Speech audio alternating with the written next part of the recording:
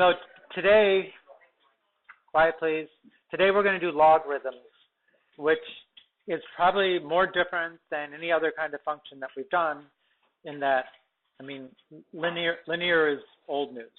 Polynomials, quadratics, polynomials, I mean, they're still kind of just variations of the same thing. Square root functions, I mean, it's not like you've never heard of a square root, but a logarithm you've never heard of, probably. So this is the one that becomes the most different. The thing about logarithms, and that's what the first two objectives here are, is that in fact it's just the inverse of the exponential, the one we just learned. And that is a major learning item here, is just to understand that one point. Exponentials and logarithms are inverses. Right. So that's the first couple of things. The next one, we will learn how you change from a logarithmic form to an exponential form or the other direction. And then we'll know what the graph of a logarithm looks like and how you move it around by adding and subtracting numbers, putting minuses in front, stretching, compressing, all the same things that we've done with all the other functions we do with a logarithm too. That's the objectives. So this graph is the graph we had for the exponential y equals 2 to the x. Okay, so if that's f of x, how do you, with a table of values, create the inverse?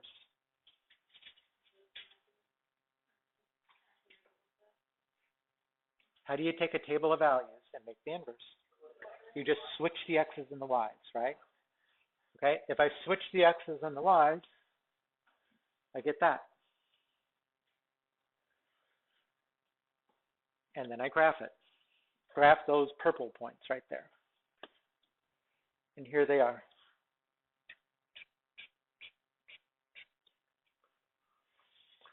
And then you connect them with a smooth, continuous line.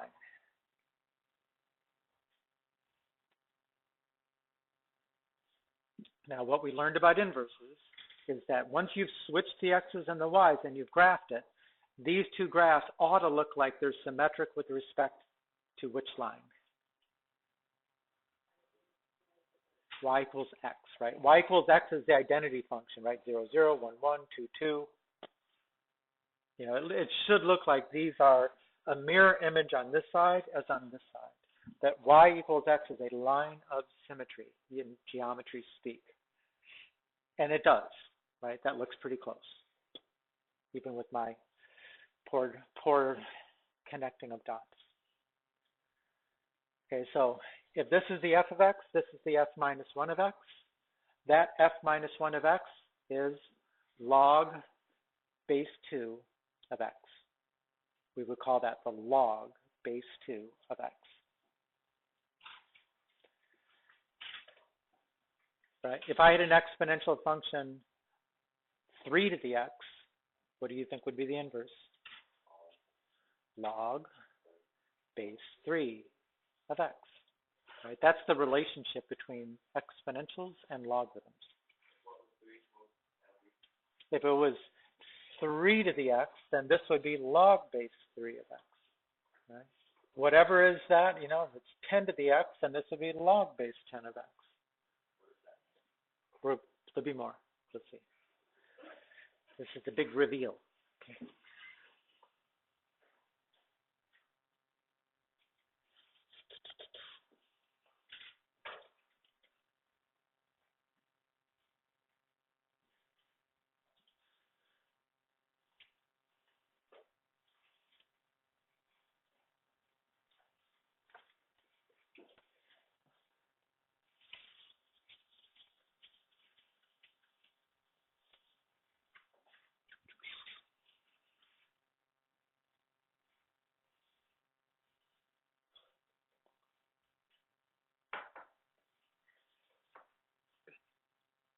Good, Ashley. Good. Okay, so this log stands for logarithm. Note the spelling, right? Logarithm, right? There's nothing in between the th and the m. You just say logarithm. The parent function would be log base b of x just like with exponentials, we had a base, b, and the b was greater than 0 and did not equal 1. Same thing with the logarithm. This b is greater than 0, does not equal 1. Okay, now, because we switched the x's and the y's, that means we switched the domain and the range.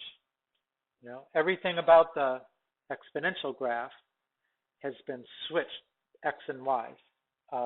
Whereas for the exponential graph, we had an asymptote on the x-axis. For the logarithmic graph, we have an asymptote on the y-axis. Right? That's x equals 0. So logarithm, the graph of a logarithm will never touch the y-axis.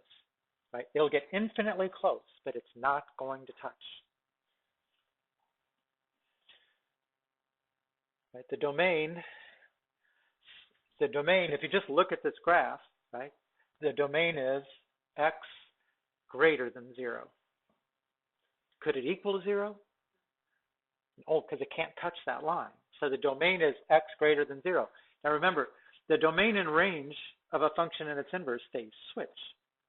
So for the exponential, the range of an exponential was y greater than 0. That's why this one is the domain of x greater than 0. What was the domain of a exponential? All real numbers. So what is the range of a logarithm? All real numbers. They switch with each other. And that's one that sometimes we make a mistake with, because if you look at the graph, it kind of looks like it's leveling off. It's kind of hard to picture that graph and think that it's going up here, but it is. Logarithm will have a range of all real numbers. And whereas the exponential had a y-intercept of 0, 1, the logarithm has an x-intercept of 1, 0. So everything about those two graphs have just switched between the x's and the y's.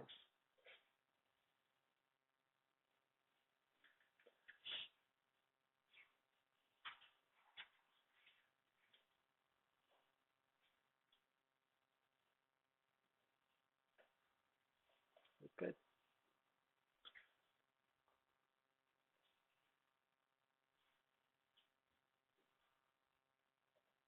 Curtis, you good? Stop me if I go too fast. Okay, so exponentials and logarithms. They're just two different ways to represent the same relationship between numbers. Right? This is how you represent this as an exponential. 2 to the third power equals 8. Okay? As a logarithm, that looks like the log base 2 of 8 equals 3. That's good. So the base of the exponential is the same as the base of the logarithm.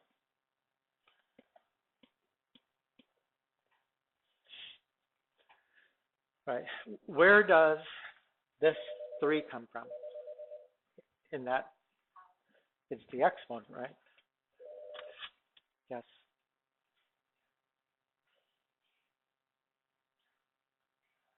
Yes. Kara, Dina Boyce, to pick up something, I'm not sure. Well, that's right, I know what it is. Go ahead.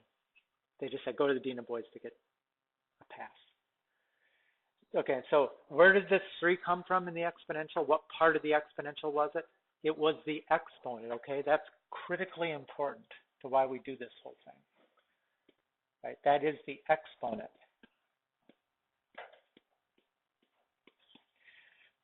All right, so what that means is, because notice, it's the logarithm equals 3.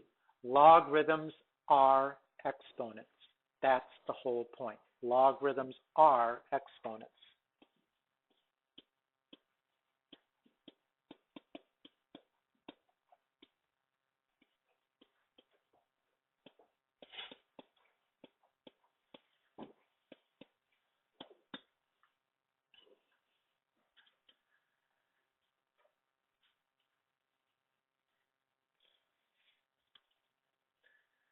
You know, so again, it's one of the SOL essential learnings is we need to be able to convert. If you're given an exponential, convert it to a logarithm. If you're given a logarithm, convert it to an exponential. So for example, convert that to a logarithm. What would be the base of the logarithm? Incorrect. I mean, come on, you got an example right here. Where does this base of the logarithm come from? Okay? So this is log base 4 of what? Of 16 equals 2, right? The exponent goes over here. I mean, the way you think about it, you're just like, sometimes you can solve like this. You could just like, if you cover up the 3 and you say log base 2 of 8, in your mind, what you're thinking is, what power do I raise 2 to get 8? 3. What power do I raise 4 to get 16? 2.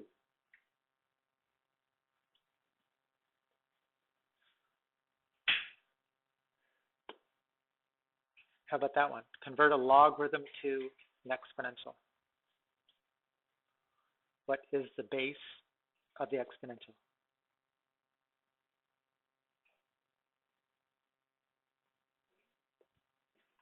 Again, the base of the log equals the base of the exponential. What is the base of the log? 3. So it's 3. What is the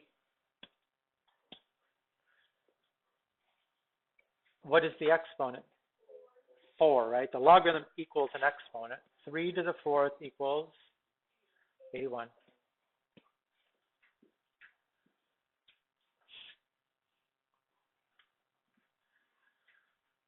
Right? Doesn't seem like a hard thing to do. Just know the pattern. To me, you know, going from this way to this way, I mean, it's really not hard. But going from this way to this way, I always like this. When I was your age, I'd go like this. 2 to the 3rd equals 8. 4 squared is 16. 3 to the 4th, 81. Okay, so converting back and forth, if you start out with y equals b to the x, that converts to log base b of y equals x. That's just the general way of stating that, instead of just having numbers in there already. Okay? So given that, this is your first U try, convert that exponential to a logarithm.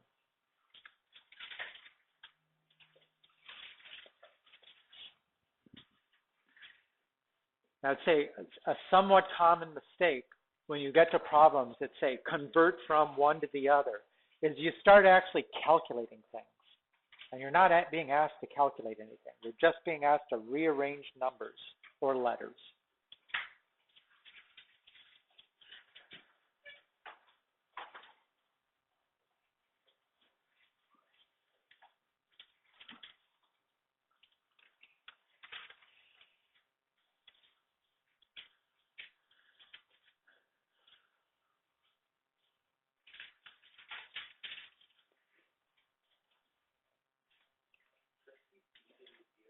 B to the 0.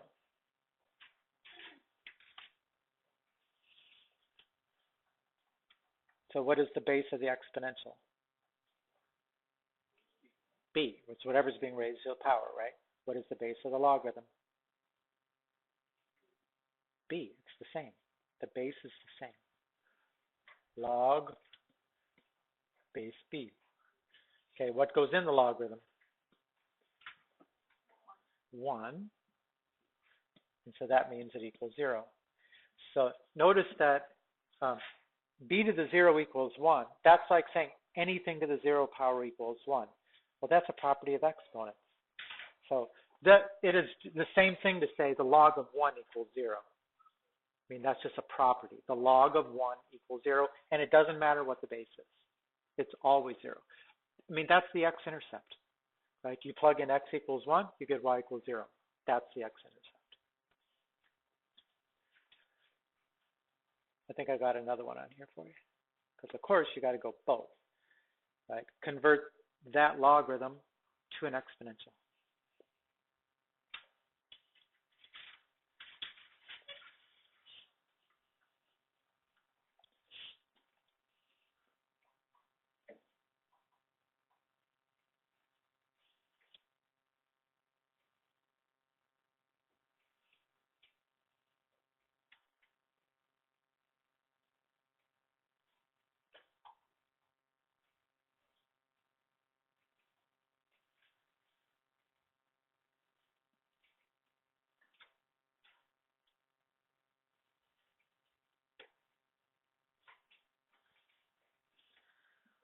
What's the base of the exponential? 5, right? The same as the base of the logarithm, 5. What's the exponent? Right? The logarithm equals the exponent.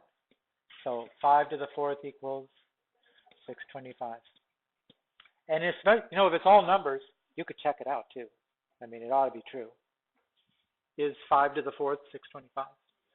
True.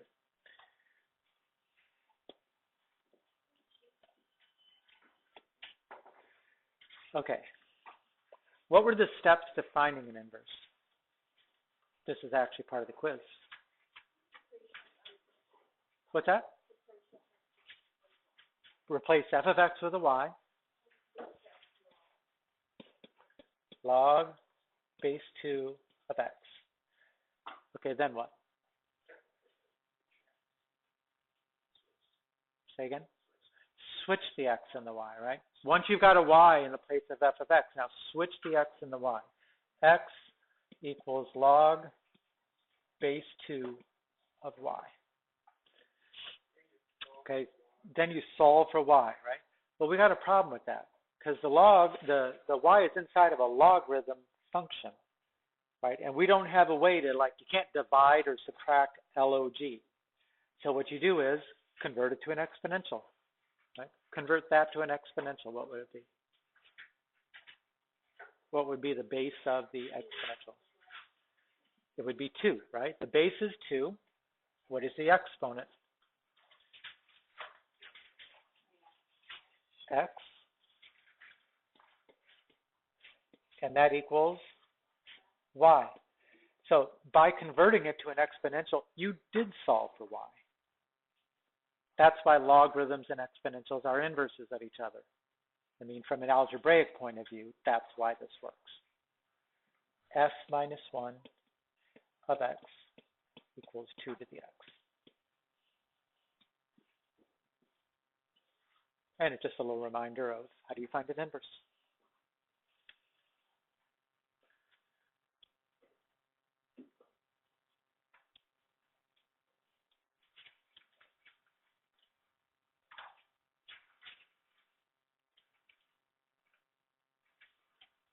So far, are logarithms scary? Do you say yes, Josh?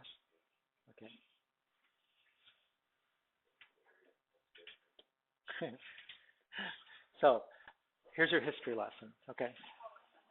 Logarithms were invented in 1609 by a guy named John Napier. I remember this stuff because when I was at Kansas State, this was the first college I went to out of many, I had to do a report on this for the history of math class. And John Napier invented these, and at that time, it was seen as a way to simplify calculations, specifically multiplication. First of all, try to understand the time that they're living there, 1609. It was after Copernicus said that the sun was the center of the universe, not the earth. But before Galileo actually kind of came on board with that to the church, and for that he was put under house arrest for the rest of his life, right? It was during that time, 1609, in fact, when Galileo didn't invent the telescope. But he actually, once he learned, somebody in the Netherlands made the first telescope. Once he learned about, okay, I understand how that works, he made his own. He was at the University of Padova, which is in Italy, northern Italy, close to Venice, close to where my wife is from, close to where I'm going on spring break. And he used his telescope and he put it up where he could see Jupiter, and he could clearly see that there were some moons that were orbiting Jupiter. And that was like the last straw, which is like, how long are we going to keep up this fiction that everything must revolve around the earth because we're the center of God's universe? So he came out, wrote some things that said, in fact, the sun is probably the center of the universe, not the earth. Now, in that time, let's say you're studying the heavens, as they say, and you're going to start doing calculations on things like the orbits of the planets or even the orbit of the planet Earth.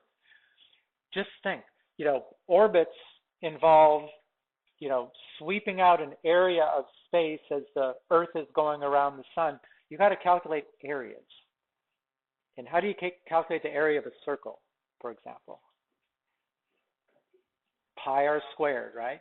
Well, the radius from the Earth to the Sun is 1.5 times 10 to the 11th meters, and that's just rounding everything off, right? Do you want to take a number which is 1.5 times 10 to the 11th and multiply it times itself, and you don't have a calculator or a computer or anything because they didn't have anything back then? And the answer is no, you couldn't. I mean, those kinds of calculations really couldn't be done. However, since logarithms are actually exponents, you can use properties of exponents with logarithms. Remember this property of exponents? A to the m times a to the n is a to the m plus n. You add the exponents. Well, if that's true, then you're changing multiplication to an addition. And which operation would you rather do? Multiplication without a calculator, without a computer, multiplication or addition? You'd probably do it. You'd like to do addition. So given that fact, a lot of the things we understood about our orbits that was discovered in the next 100 years became known because we could do the calculations to prove it. I mean, the guy that's given the most credit for that is a guy named Kepler. But for example, what they learned by using new telescopes and things like that is the Earth's orbit around the sun is not a circle. You know, if you try to use that pi r squared to figure exactly like how our arc around the sun is going, it does not work. The shape of our orbit is actually an ellipse. It's a little bit longer in one direction than the other. And in fact, it is so close to being a circle that to the naked eye, you would say, it looks like a circle to me. It's really amazing that they could understand that, no, it's not. It's just a little bit off. But you wouldn't be able to do that except for logarithms that got invented here. Now, if it was just for the sake of doing calculations, we wouldn't be doing logarithms anymore because we can do calculations, right? We've got calculators and computers and things like that. But actually, y equals the logarithm of x and variations thereof are kind of important functions when you're trying to model real-world processes. And in calculus, they come up quite naturally. Okay. Everything. Everything. 1609, John Napier. Are you annoyed that I gave you a little background?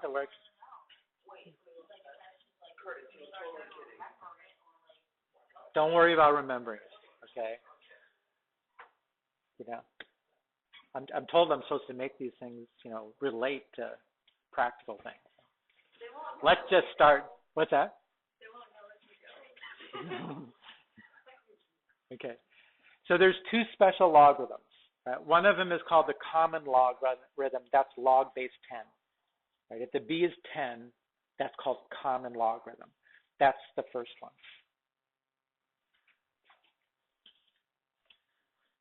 Okay. The log base 10 is so common that actually we usually don't write the 10. Right? If you write just y equals the log of x, it's assumed that you mean log base 10.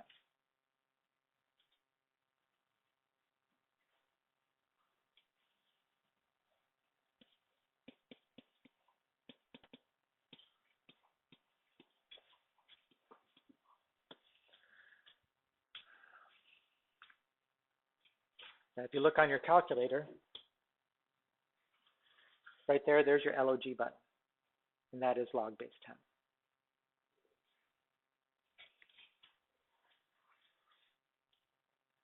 Right. The other special logarithmic function is log base e of x. And e is something that you probably have not been presented with yet. If you look above the divide symbol, look above it to the left, what do you see? Lowercase letter e. Okay, that's the e that we're talking about. If you want to see what it equals, then do second divide. There's the e, hit enter. It's an irrational number like pi, right? That doesn't terminate and it doesn't repeat. 2.718 ... goes on forever.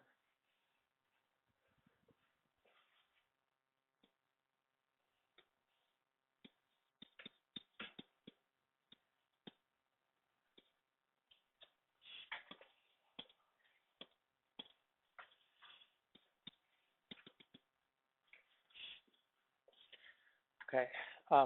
And we write, if you have a log base e, you actually don't write log base e. What you write is ln of x.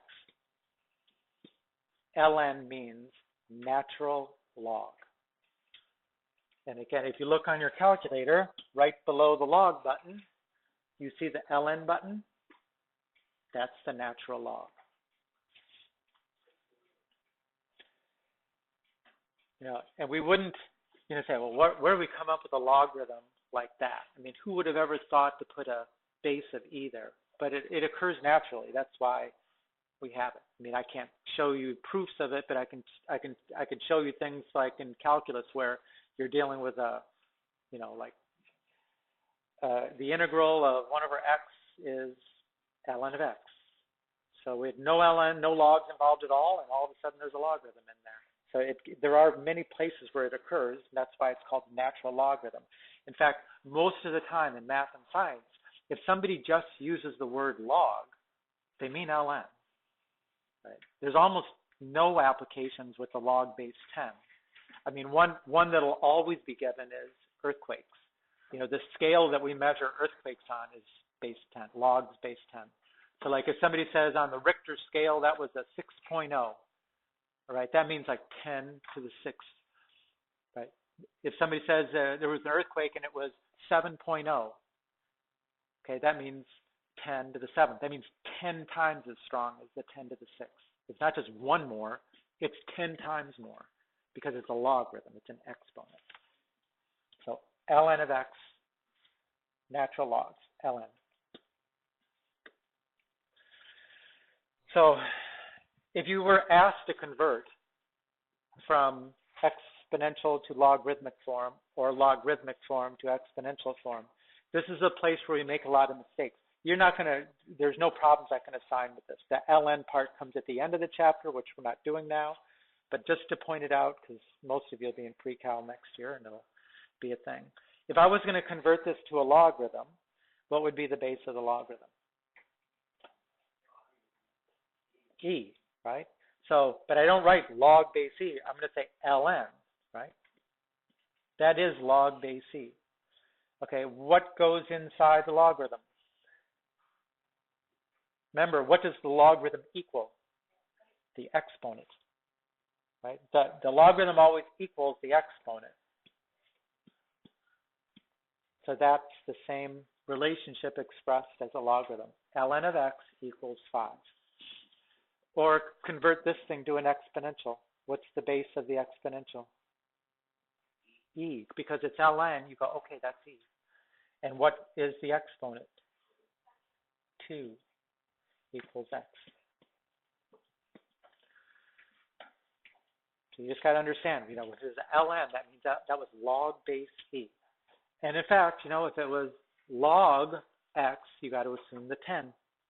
We seem to have less problem with the 10 being missing than we do with the e on this one. Okay.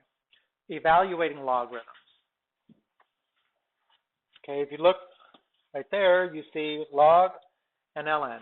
So there's your base 10 and there's your base e. This is not either one of them. Log base 2 of 16.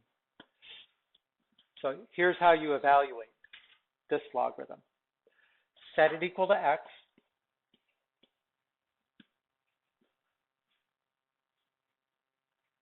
So when we find x, we will have found this logarithm.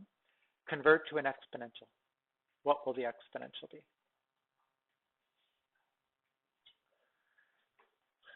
Okay, 2x is a better way to say that. 2 to the x, right? Don't make it a 2 times x, because that'll be a mistake. It's 2 to the x equals 16. Right, so step 1, we set it equal to x. Step 2, we converted to an exponential.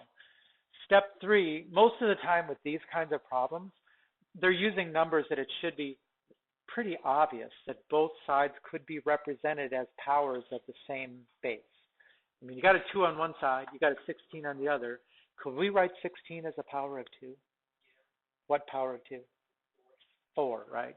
So then you write it as So they're both powers of the same smaller number. And now if 2 to the x equals 2 to the 4, what does x equal? 4. If the bases are equal, it's got to be the exponents are equal. X equals 4.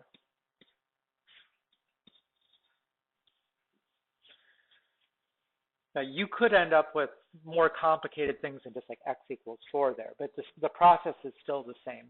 Right? Set it equal to x, convert to an exponential, make both sides powers of the same base, solve, make an equation out of the exponents, solve. Right? Try to do this one. This is another you try. Try to do the same thing with that. Remember what we did. Set it equal to x, convert to an exponential.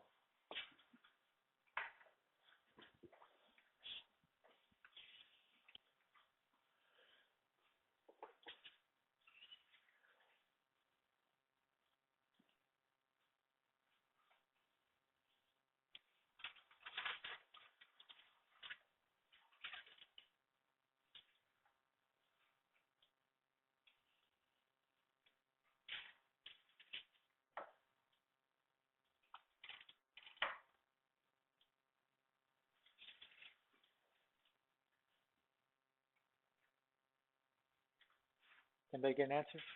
Curtis? How many say 1?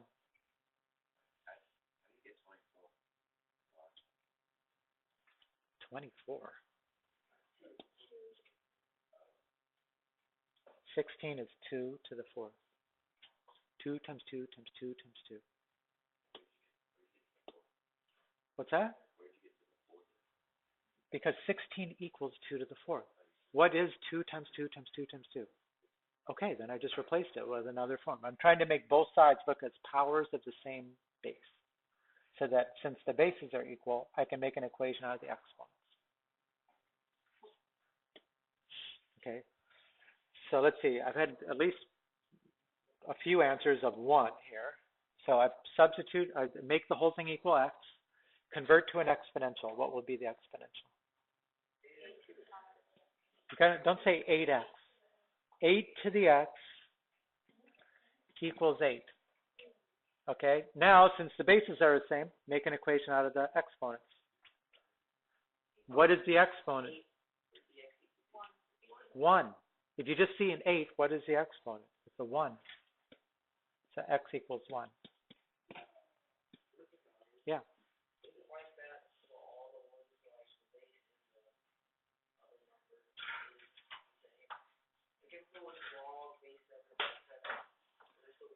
Yes. So what he's asking is, what if this was 7 and 7 or 6 and 6? Would it always equal 1? Yes. It will. It's a property of logarithms. It will always equal 1. In fact, more than that, if I do this, what if I have log base 8 of 8 to the x? Yeah, I'll just say x. I'm trying to think, what do I got wrong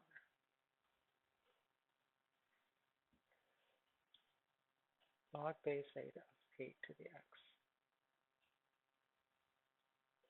Yeah, I don't want to confuse using x in 2 different places, but if I set that equal to y, just to use another variable, then when I convert to an exponential, 8 to the y equals 8 to the x. So what it tells you is whenever these two match, then whatever is that exponent there, that is the answer. That is the answer. So in this case here, because it was the 8's match, and that has an exponent of 1, then the answer is 1. And, we don't get to the part that's later in this chapter, and I don't think we're going to do it even in the second semester, where we're actually doing a lot of solving equations. But that is like the basic strategy for solving equations. Try to make these two things match up. Okay, now, if you're given log base 10 and log base e, or log and ln, you definitely can put that in the calculator. So make sure you can do this. Right? Hit the log button for the log of 34.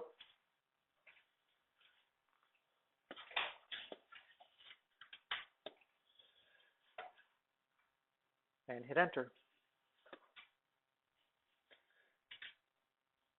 So what, then the log of 34 is 1.53, etc.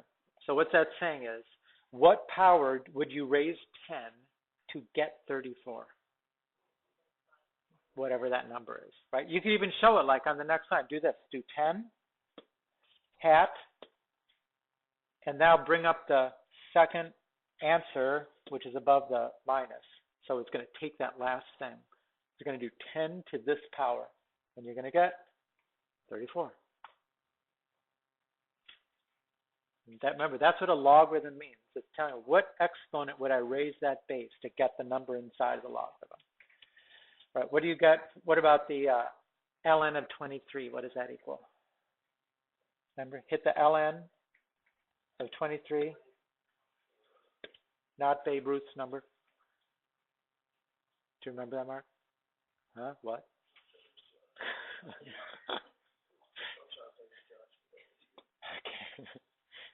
Okay, so ln of 23, 3.13, etc. And actually, you could do the same thing, right? I could do e to that power. Notice that above the ln, what does it say? E to the x, right? So if I hit that one, second ln, it brings up the e and it puts me in the exponent already. And now I do second, the minus sign, and it brings up our last answer. E to that equals 23.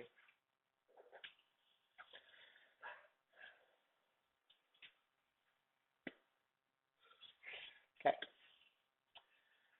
So the two that we already did the calculations on, the fact is with these calculators, you can do logs of any base. If we were using 83s, even the 83 pluses, you can't. You are always stuck with using log base 10 or ln only. Now, there are other properties of logarithms, change of base formulas,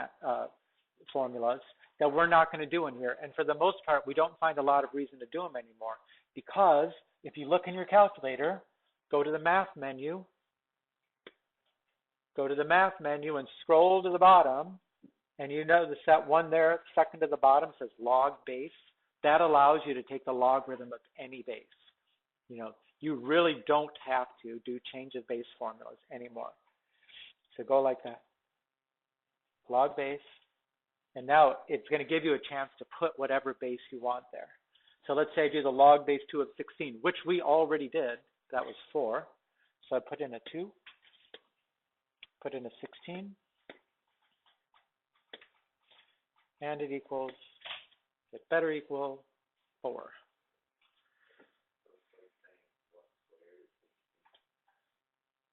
Is that saying, what power would you raise 2 to get 16? Right? What power would you raise 8 to get 8? That's what a logarithm is, right? It's because it's asking for an exponent. Okay, try the log base 8 of 8. Okay, math, scroll, enter, 8, and it's 1. Okay, so remember, you do have a way to do logs of any base in your calculator. Try these. You try. What is log base 6 of 36?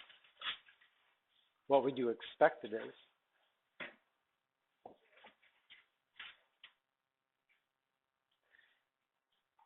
What power would you raise 6 to get 36? 6 to the 6 equals 36? 2. Try it. Try the log base function and see what you get.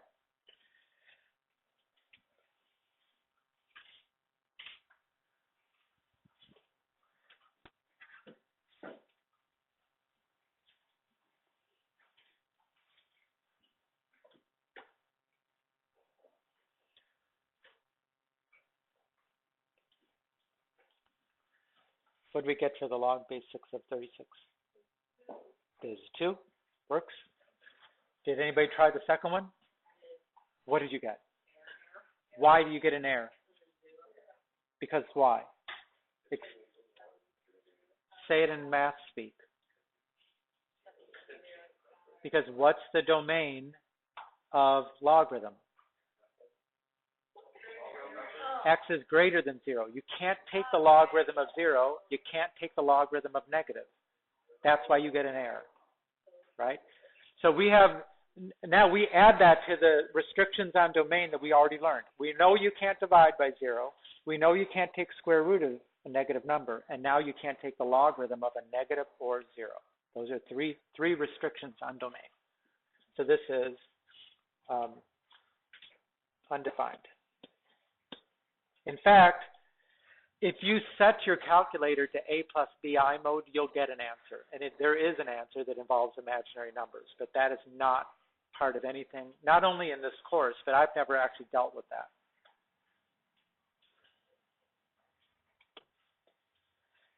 Right. Which brings us to the graphing. And the graphing, again, you have to know the basic shape, and then you just need to know how does it get moved around, just like in the homework for exponentials, just like in the homework for square root functions, or any of them, because all the transformations are work the same. You know, if you multiply by a number, if that number is bigger than 1, what is that? It's a stretch, right? If you multiply by a number that's less than 1, compression. If the number you're multiplying by is negative, what does that do to the graph? It flips it, right? They're going to call that a reflection in the x-axis. If you add or subtract a number inside the function, that's horizontal. Minus means right, plus means left. If you add or subtract after the function, that's vertical. Plus means up, minus means down. That's what that's saying. So you put it all together, and notice that that is for log base speed. This works for any base function. Don't worry, we're almost done. So log base 4 of x minus 3 plus 4. Okay, first of all, it used to be the case, because we didn't have the log base function, that we couldn't do something like this directly, because it has a different base. What you would have to do is figure out what the inverse is, make your table of values for the exponential, which you can do, and then just switch all the x's and y values. But we don't really need to do that anymore, because we really can enter that function exactly like that in the calculator, which is a good thing. Okay, so sketch the graph, state the domain and the range. Log base 4, and we're just sketching. Right, so I'm not doing a table of values. I'm just taking the basic shape, and I'm going to move it according to this minus 3 and plus 4. What are the transformations from the minus 3? Minus 3 is a right. Okay. And the plus 4 is a up. So, you know, normally I would expect that I got an asymptote here, and the graph looks like something like that. But now I've got to go right 3 and up 4. Let me change color here. Right 3 and up 4. Okay, well, which one of those is going to move the asymptote?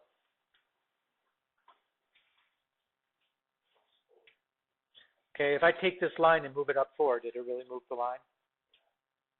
No, it's still the same line. It goes infinitely up and down. So going up and down doesn't change it. How about the right 3? Kara, got to go? Okay. So if I go 3 to the right and make a new asymptote, and then I got to go, there's only one point that we know on that graph, and that's the y-intercept, the x-intercept, right? So let me go right 3 and up 4. 1, 2, 3, 4. So there's definitely this point on the graph. And so here's the new graph. Well, the graph would move anyway. It could still move up and down, and the asymptote didn't move. But the asymptote didn't move, if you just for a vertical shift. So that's kind of a basic sketch of the graph. Now, what is the domain? It used to be x is greater than 0. What's the new domain? X is greater than 3, right? Domain X is greater than 3. What is the range? It's all real numbers, right? Logarithms, always all real numbers. Just like exponentials, the domain is always all real numbers because they switch with each other. Okay. Now, here's the thing about calculators don't do well with logarithms. This is the graph that we just graphed. This is the book's version of this thing, this blue line right here, right? And we know because it's a logarithm, we know that it's going, forever in that direction, it's going forever down. But if you use the log-based function in your calculator and you enter that in, that's what it's going to look like. And that is not correct. The graph does not stop at that point. That's the calculator not being able to draw a vertical line. So when it gets so close to vertical, it just stops. But the graph does not stop. And if you don't know better than that, then you really don't know logarithms. So it doesn't do a lot of good to just, I'm going to put it in the calculator and just copy what I see on the screen. How much understanding did you just show? Nothing. Nothing. You got to know better. You got to know, okay, that's just a little mistake. Let me continue that line down. Something like that. Unfortunately, on a test I just saw from downtown, they've got a multiple choice question about the graph of a logarithmic function, and it says pick the right graph, and they've done 4 copies from a calculator like that. So they're all wrong. I mean, it's crazy. As we spend all of our time trying to say, don't do that, and they give us that on a test. It's very frustrating. Okay. So try to do one more. Try to sketch that one with the right transformations and state the domain and the range.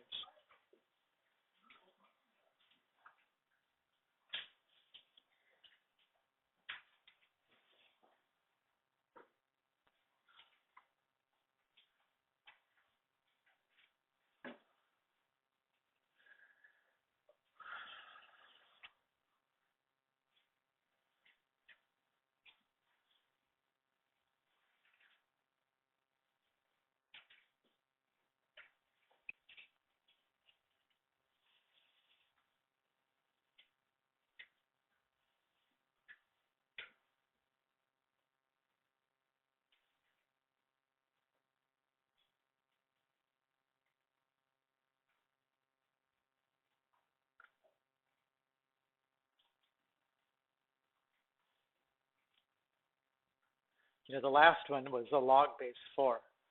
This one is a log base 5. Does it matter? Not for the sketching purposes. It's all pretty much the same.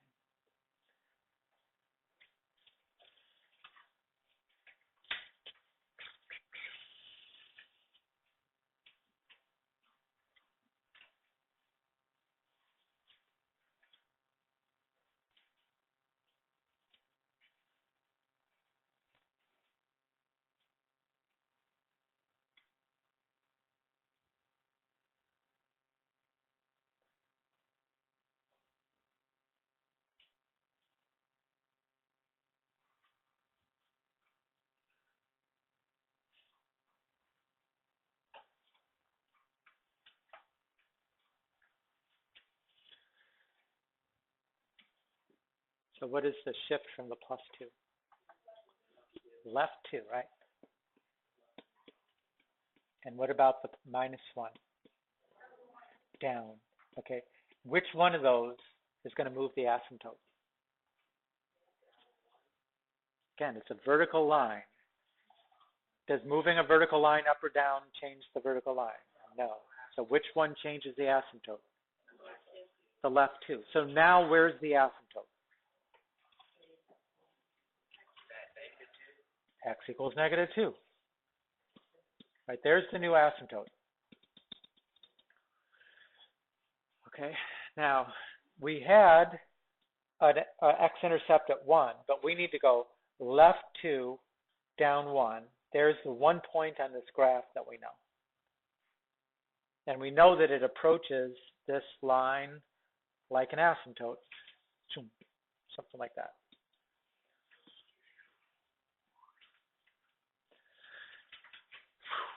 So now state the domain.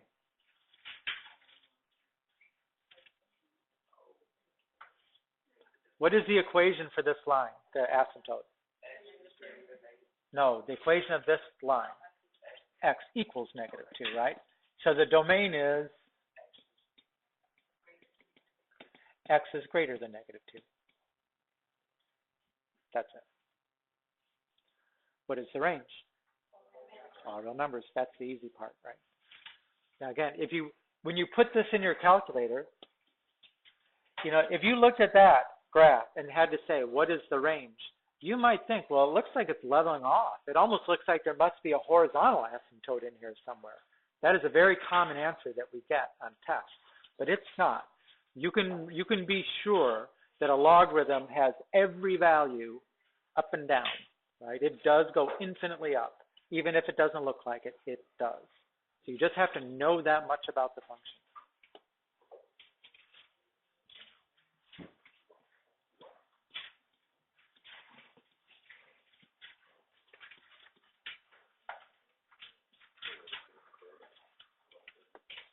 Okay, so that was it. We learned a new function.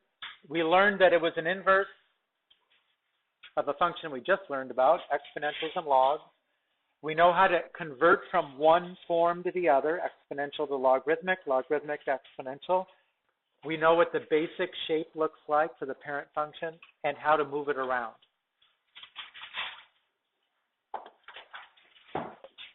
Right, that's the homework. If you want to write those down.